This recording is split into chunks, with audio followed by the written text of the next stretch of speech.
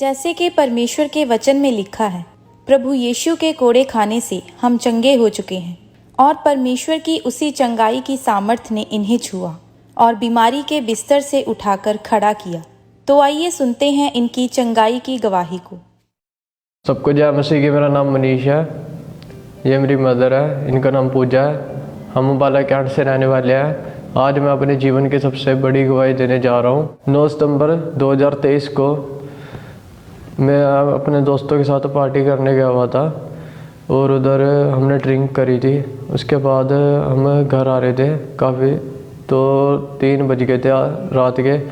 तो मेरे यार दोस्त को वो ड्राइव कर रहा था तो उसे नींद का झोंका पड़ा और वो डिसबैलेंस हुई बाइक। हम बैरियर में लगे जाके, जब हमारी बाइक बैरियर में लगी, डिसबैलेंस होने के कारण बाइक वहीं फंस गई थी और हम काफ़ी दूर तक घसीटते हुए गए थे। जब इसका एक्सीडेंट हुआ तब इसके पास कोई नहीं था। फिर किसी ने इसको देखा तो उन्होंने पुलिस को बुलाया। पुलिस ने देख के फिर एम्बुलेंस बुलाई इसको, इसकी कंडीशन देख के फिर एम्बुलेंस बुला के इसको हॉस्पिटल में एडमिट किया उन्होंने। फिर हमें कॉल किया सुबह 4 बजे, भाई आपका बेटे का एक्सीडेंट हो गया। जब हमने इसकी एक्सीडेंट की खबर सुनी, फिर मैंने इसके पापा को बोला भाई उसका एक्सीडेंट हो गया और जल्दी चलो आप। जब हम सिविल हॉस्पिटल पहुंचे तब मैं तो इसको देख के एकदम घबरा गई। ये खून में लथपथ पड़ा था स्ट्रेचर पे। जब मैंने इसकी कंडीशन देखी जाके, इसकी बहुत बुरी हालत थी, बहुत ज़्यादा। इसको तब बिल्कुल भी होश नहीं था। फिर उन्होंने फटाफट, जैसे ही हम गए, हम 5 मिनट भी नहीं रुके, वहाँ पीजीआई रेफर कर दिया उन्होंने। पीजीआई ले जाने के बाद उन्होंने एडमिट करा इसको। ड्रिप तो लगी हुई थी यहाँ से। उन्होंने बोला सिस्टर ब्लड लेके आओ, ब्लड बहुत ज़्यादा बह चुका है। और जब भी ब्लड बह ही रहा था इसका पूरी तरह, ऐसे करके फटाफट इसको दोबारा पट्टियाँ सी बांधनी शुरू कर दी। फिर यानी कि उस बीच में इसको 2 बारी पट्टी कर चुके थे वो, ब्लड इतना ज़्यादा बह रहा था। पीजीआई वालों ने भी फिर रखा थोड़ी सी देर, 2-3 घंटे ट्रीटमेंट सा करा इसका। फिर बोले कि भाई सिस्टर हमें तो नहीं लग रहा है भाई। उन्होंने भी हमें जवाब भी दे दिया एक तरह से। जब पीजीआई वालों ने मेरे बेटे को जवाब दे दिया, फिर मेरे हस्बैंड, मैंने सलाह की भाई हम इसको प्राइवेट ही दिखा लेते हैं। फिर मेरी मम्मा ने बोला कि भाई चलो ले चलो, बस फटाफट देर ना करो क्योंकि इसका ब्लड बहुत ज़्यादा बह चुका था। फिर वो बोले कि भाई फटाफट हमने एम्बुलेंस कराई वहाँ से। फिर हम इसको अम्बाला सिटी के हॉस्पिटल में लेके गए प्राइवेट में। फिर इसको उन्होंने फटाफट इसको एडमिट किया और इसका ट्रीटमेंट स्टार्ट किया। फिर डॉक्टर ने इसकी सीटी स्कैन वगैरह की, एक्सरे किए, तो डॉक्टर ने हमें बताया कि इसकी लेफ्ट टांग का घुटना टूट चुका है सिस्टर, इसके रॉड पड़ेगी। और बहुत ज़्यादा इसकी कंडीशन ख़राब थी घुटने की। वो कह रहा था कि भाई मेरे को उम्मीद नहीं है बेटा अच्छे से चल भी पाएगा आपका।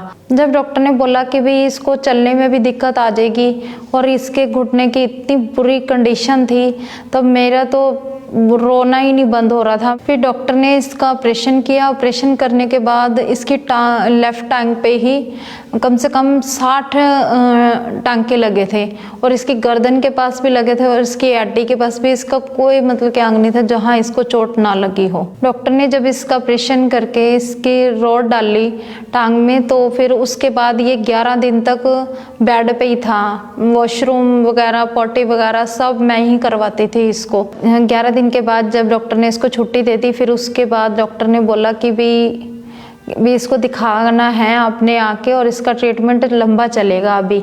जब मुझे डॉक्टर ने डिस्चार्ज कर दिया था तो मैं घर पे ले आए थे वो मेरे मम्मी और पापा, और फिर मैं टोटली बेड पे था।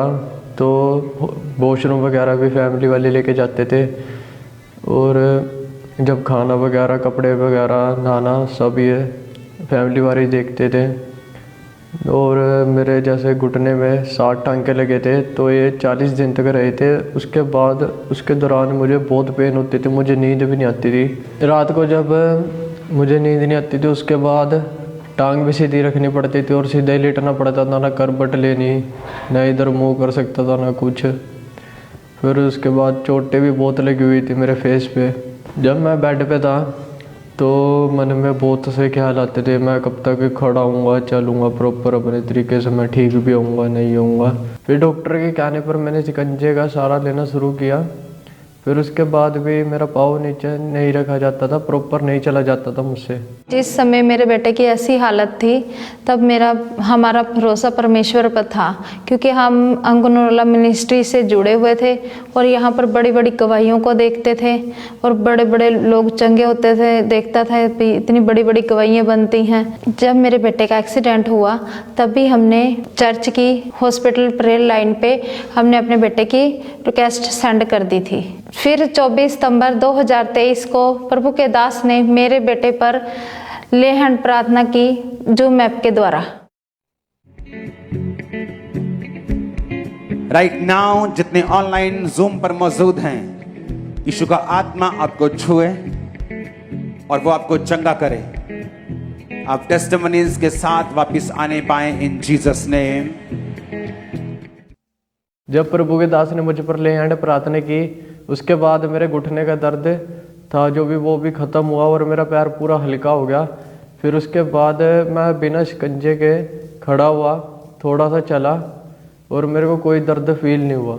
उस दिन के बाद मैं शिकंजे का सहारा नहीं ले रहा हूँ और प्रॉपर हील हूँ। उस दिन के बाद मैं खाना पीना खुद खा रहा हूँ और चल फिर खुद रहा हूँ। मैं वॉशरूम खुद जा रहा हूँ, अपना कपड़े खुद चेंज करता हूँ अब, और अपना नहाना धोना सब कुछ अपने आप करता हूँ मैं।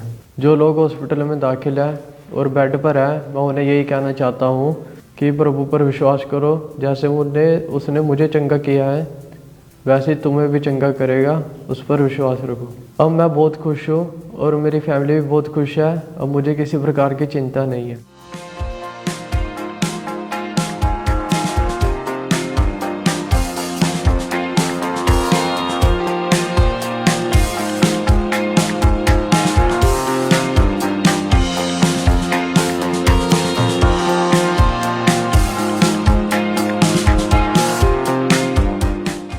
इससे बड़ी चंगाई के लिए हम परमेश्वर का धन्यवाद करते हैं और परमेश्वर के दास का धन्यवाद करते हैं। सबको जय मसीह की।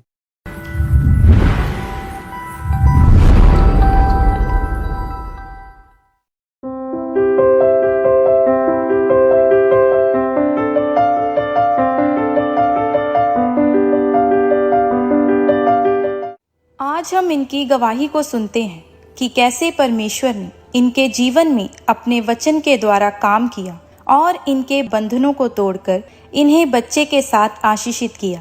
तो आइए हम सुनते हैं इनकी अद्भुत गवाही को। सारे जय मसीह दी। मेरा नाम किरण वाला है। मेरे नाल मेरे हसबैंड मक्खन कलेरा। ਅਸੀਂ ਨਕੋਦਰ ਜ਼ਿਲ੍ਹਾ ਜਲੰਧਰ ਦੇ ਰਹਿਣ ਵਾਲੇ ਆ। ਅੱਜ ਅਸੀਂ ਆਪਣੇ ਜੀਵਨ ਦੀ ਬਹੁਤ ਵੱਡੀ ਗਵਾਹੀ ਦੇਣ ਜਾ ਰਹੇ ਹਾਂ।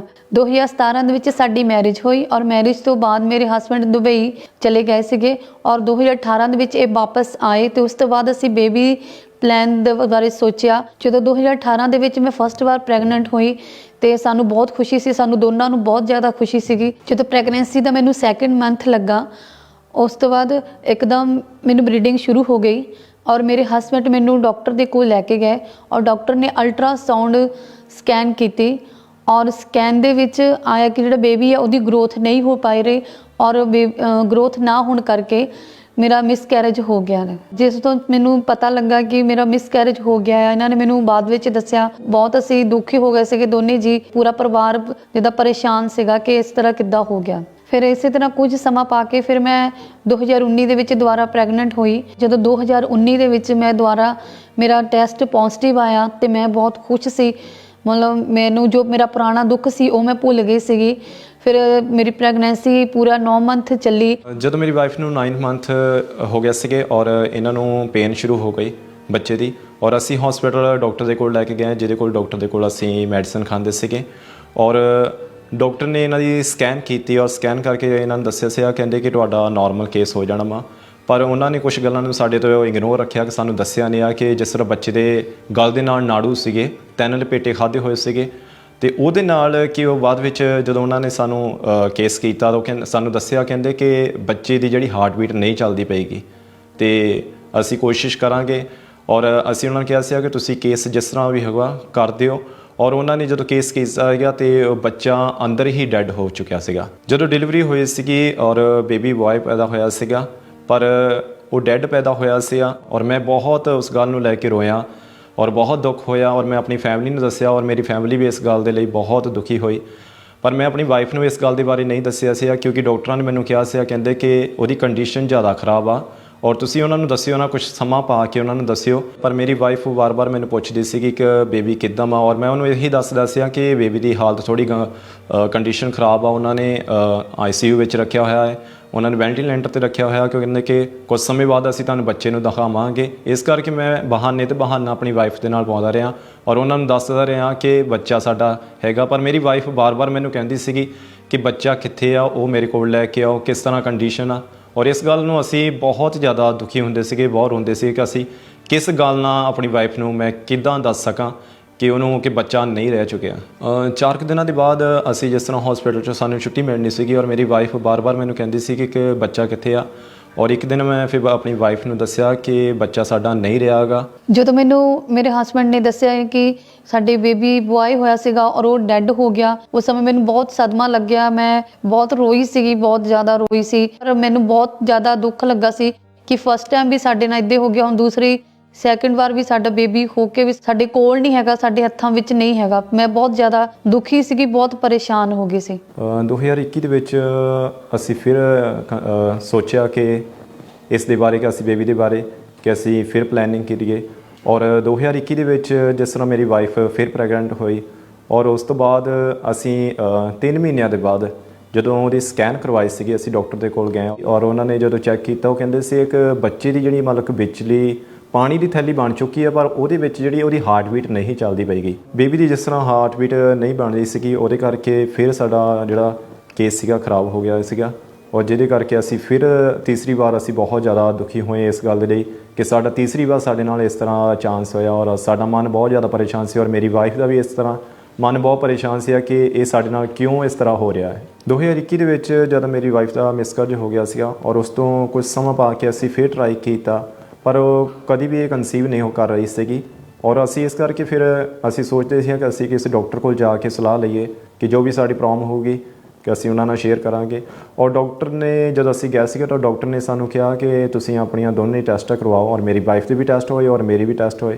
ਮੇਰੀ ਵਾਈਫ ਦੇ ਟੈਸਟ ਬਿਲਕੁਲ ਓਕੇ ਆਏ ਸੀਗੇ ਔਰ ਮੈਂ ਜਦੋਂ ਆਪਣੇ ਸਪਰਮ ਦੇ ਟੈਸਟ ਕਰਵਾਏ ਸੀਗੇ ਔਰ ਮੈਨੂੰ ਡਾਕਟਰ ਨੇ ਕਿਹਾ ਸੀ ਕਿ ਤੁਹਾਡੇ ਸਿਰਫ 10% ਹੀ ਸਪਰਮ ਆ ਔਰ ਇਸ ਤੋਂ ਬੱਚਾ ਨਹੀਂ ਹੋ ਸਕਦਾ ਕਿ ਤੁਹਾਨੂੰ ਕੁਝ ਸਮੇਂ ਲਈ ਮੈਡੀਸਨ ਖਾਣੀ ਪੈਣੀ ਆ ਔਰ ਇਸ ਲਈ ਅਸੀਂ ਮੈਡੀਸਨ ਚਾਲੂ ਵੀ ਕੀਤੀ। ਫਿਰ ਮੈਂ ਰਿਪੋਰਟ ਕਰਵਾਈ, ਫਿਰ ਵੀ ਕੁਝ ਨਹੀਂ ਹੱਲ ਹੋਇਆ। ਫਿਰ ਮੈਂ ਦੂਸਰੇ ਡਾਕਟਰ ਤੋਂ ਵੀ ਮੈਡੀਸਨ ਖਾਧੀ ਪਰ ਫਿਰ ਵੀ ਹੱਲ ਨਹੀਂ ਹੋਇਆ ਔਰ ਲਾਸਟ ਵਿੱਚ ਮੈਨੂੰ ਕਿਸੇ ਨੇ ਦੱਸਿਆ ਕਿ ਤੁਸੀਂ ਦੂਰ ਨਾ ਜਾਓ, ਆਪਣੇ ਨਕੋਦਰ ਸ਼ਹਿਰ ਵਿੱਚ ਹੈਗਾ ਡਾਕਟਰ, ਤੁਸੀਂ ਉਹਨਾਂ ਦੇ ਕੋਲੋਂ ਮੈਡੀਸਨ ਖਾ ਸਕਦੇ ਹੋ ਕਿਉਂਕਿ ਉਹਨਾਂ ਦੇ ਕੋਲੋਂ ਬਹੁਤ ਸਾਰੇ ਲੋਕਾਂ ਨੇ ਮੈਡੀਸਨ ਖਾਧੀ ਔਰ ਉਹਨਾਂ ਨੂੰ ਬੱਚੇ ਵੀ ਹੋਏ ਆ।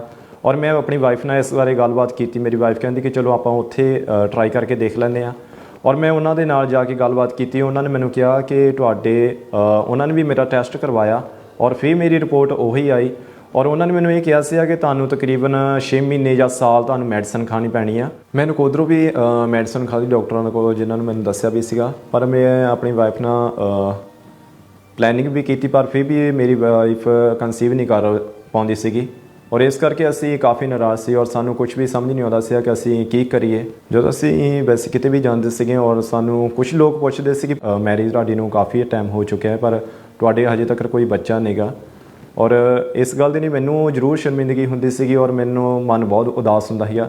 ਇਹ ਸਭ ਕੁਝ ਹੋਣ ਦੇ ਬਾਵਜੂਦ ਵੀ ਮੇਰੀ ਵਾਈਫ ਦਾ ਔਰ ਮੇਰਾ ਭਰੋਸਾ ਸਿਰਫ ਪਰਮੇਸ਼ਰ ਤੇ ਸੀਗਾ ਔਰ ਸਾਡਾ ਈਮਾਨ ਹਮੇਸ਼ਾ ਖੁਦਾ ਤੇ ਰੱਖਿਆ ਕਿ ਖੁਦਾ ਸਾਨੂੰ ਇੱਕ ਦਿਨ ਜ਼ਰੂਰ ਦੇਵੇਗਾ। ਔਰ 2017 ਦੇ ਵਿੱਚ ਅਸੀਂ ਅੰਕੁਨਾਲ ਮਿਨਿਸਟਰੀ ਦੇ ਨਾਲ ਜੁੜੇ ਹੋਏ ਹਾਂ ਔਰ ਉਸ ਤੋਂ ਬਾਅਦ ਅਸੀਂ ਬਹੁਤ ਸਾਰੀਆਂ ਗਵਾਹੀਆਂ ਨੂੰ ਸੁਣਿਆ ਕਿ ਖੁਦਾ ਬਹੁਤ ਸਾਰੇ ਵੱਡੇ ਕੰਮ ਕਰਦਾ ਔਰ ਇਸ ਮਿਨਿਸਟਰੀ ਦੇ ਵਿੱਚ ਬਹੁਤ ਸਾਰੀਆਂ ਇਸ ਤਰ੍ਹਾਂ ਦੀਆਂ ਗਵਾਹੀਆਂ ਮੈਂ ਸੁਣੀਆਂ ਔਰ ਮੇਰੀ ਵਾਈਫ ਵੀ ਸੁਣਦੀ ਸੀ ਕਿ ਬਹੁਤ ਸਾਰੇ ਜਿਨ੍ਹਾਂ ਦੇ ਬੱਚੇ ਨਹੀਂ ਹੋਏਗੇ ਆਪਣੇ ਦਾਸ ਦੇ ਦੁਆਰਾ ਪਰਮੇਸ਼ਰ ਨੇ ਬਹੁਤ ਲੋਕਾਂ ਨੂੰ ਆਸ਼ੀਸ਼ਾਂ ਦਿੱਤੀਆਂ, ਬੱਚਿਆਂ ਨਾਲ ਦਿੱਤੀਆਂ ਵਾ। 31 ਦਸੰਬਰ 2022 ਨੂੰ ਅਸੀਂ ਜਦੋਂ ਚਰਚ ਵਿੱਚ ਆਈ ਸੀ ਉਦੋਂ ਖੁਦਾ ਦੇ ਦਾਸ ਨੇ ਸਵੀਟ ਦਿੱਤੀ ਸੀ ਪ੍ਰੇਅਰ ਕਰਕੇ ਔਰ ਪਰਮੇਸ਼ਰ ਦੇ ਦਾਸ ਨੇ ਕਿਹਾ ਕਿ ਤੁਹਾਡੀ ਲਾਈਫ ਵੀ ਤੁਹਾਡਾ ਜੀਵਨ ਵੀ ਇਸੇ ਤਰ੍ਹਾਂ ਸਵੀਟ ਹੋਣ ਜਾ ਰਿਹਾ ਹੈ। वो स्वीट सिर्फ अगर पड़ोसी से इतनी भी मिल जाए जस्ट वो डिक्लेयर करने के लिए है कि आपका न्यू ईयर जो है शैतान जितना मर्जी कड़वा करने की कोशिश करे, इस मिठास से जो आप खुदा के घर से लेके जा रहे हैं वो कड़वा नहीं कर पाएगा और वो मीठा रहेगा यीशु मसीह के नाम में। ਜਦੋਂ ਅਸੀਂ ਮੈਂ ਪ੍ਰੇਅਰ ਕੀਤੀ ਹੋਈ ਸਵੀਟ ਨੂੰ ਖਾਦਾ ਤੇ ਮੈਨੂੰ ਬਹੁਤ ਜਿੱਦਾਂ ਸ਼ਾਂਤੀ ਮਿਲੀ ਔਰ ਮੇਰਾ ਵਿਸ਼ਵਾਸ ਹੋ ਗਿਆ ਕਿ ਇਸ ਸਾਲ ਖੁਦਾ ਮੈਨੂੰ ਬੇਬੀ ਦੇ ਨਾਲ ਬਲੈਸ ਕਰਨ ਜਾ ਰਿਹਾ ਆ। ਉਸ ਸਵੀਟ ਲੈਣ ਤੋਂ 1 ਮੰਥ ਬਾਅਦ ਜਦੋਂ ਮੈਂ ਪ੍ਰੈਗਨੈਂਸੀ ਟੈਸਟ ਕੀਤਾ ਤਾਂ ਮੇਰਾ ਪ੍ਰੈਗਨੈਂਸੀ ਟੈਸਟ ਜਿਹੜਾ ਸੀ ਪੋਜ਼ਿਟਿਵ ਆਇਆ ਸੀ ਔਰ ਮੇਰੇ ਪਤੀ ਔਰ ਮੇਰਾ ਪੂਰਾ ਪਰਿਵਾਰ ਬਹੁਤ ਖੁਸ਼ ਸੀ। ਉਸ ਤੋਂ ਬਾਅਦ ਪੂਰਾ 9 ਮੰਥ ਤੱਕ ਪਰਮੇਸ਼ਰ ਨੇ ਮੈਨੂੰ ਔਰ ਮੇਰੇ ਬੇਬੀ ਨੂੰ ਸੰਭਾਲ ਕੇ ਰੱਖਿਆ। 18 ਦਸੰਬਰ 2023 ਨੂੰ ਪਰਮੇਸ਼ਰ ਨੇ ਮੈਨੂੰ ਵਿਆਹ ਦੇ 5 ਸਾਲ ਬਾਅਦ ਬੇਬੀ ਗਰਲ ਦੇ ਨਾਲ ਬਲੈਸ ਕੀਤਾ। ਹੁਣ ਅਸੀਂ ਆਪਣੀ ਬੇਟੀ ਦੇ ਨਾਲ ਬਹੁਤ ਖੁਸ਼ ਹਾਂ, ਸਾਡਾ ਪੂਰਾ ਪਰਿਵਾਰ ਬਹੁਤ ਖੁਸ਼ ਹਨ। ਹੁਣ ਅਸੀਂ ਬੇਬੀ ਦੇ ਨਾਲ ਬਹੁਤ ਇੰਜੋਏ ਕਰਦੇ ਹਾਂ। ਮੇਰੀ ਜੋ ਮੇਰੇ ਜੀਵਨ ਦੇ ਵਿੱਚ ਕਮੀ ਸੀ, ਘਾਟ ਸੀਗੀ, ਉਹ ਪਰਮੇਸ਼ਰ ਨੇ ਦੂਰ ਕੀਤੀ। ਜਿਨ੍ਹਾਂ ਭੈਣਾਂ ਦੇ ਕੋਲ ਕੋਈ ਬੇਬੀ ਨਹੀਂ ਆ, ਮੈਂ ਉਹਨਾਂ ਭੈਣਾਂ ਨੂੰ ਬਸ ਇਹੀ ਕਹਿਣਾ ਚਾਹਾਂਗੀ ਕਿ ਉਹ ਪਰਮੇਸ਼ਰ ਦੇ ਵਿੱਚ ਬਣੇ ਰਹਿਣ, ਅਟਲ ਖੜੇ ਰਹਿਣ, ਕਿਉਂਕਿ ਪਰਮੇਸ਼ਰ ਸਭ ਕੁਝ ਦੇਣ ਦੀ ਤਾਕਤ ਰੱਖਦਾ। ਜਿਸ ਤਰ੍ਹਾਂ ਅਸੀਂ ਬਾਈਬਲ ਦੇ ਵਿੱਚ ਦੇਖਦੇ ਹਾਂ ਕਿ ਪਰਮੇਸ਼ਰ ਨੇ ਸਾਰਾ ਨੂੰ ਦਿੱਤਾ ਔਰ ਹੰਨਾ ਨੂੰ ਦਿੱਤਾ, ਉਸੇ ਤਰ੍ਹਾਂ ਪਰਮੇਸ਼ਰ ਸਭ ਭੈਣਾਂ ਨੂੰ ਬੇਬੀ ਦੇ ਨਾਲ ਬਲੈਸ ਕਰੇਗਾ।